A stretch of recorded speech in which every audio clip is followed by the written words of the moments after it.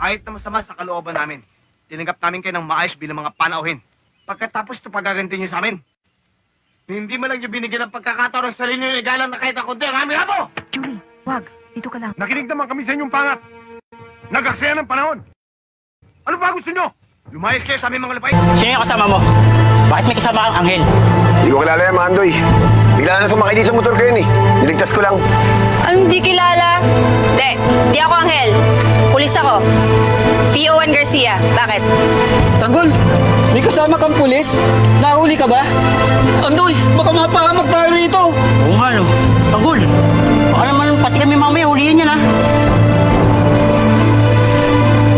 Ewan ko sa kanya. Hindi siya bahala kung huli niya tayo. Ligtas ko lang naman yun eh.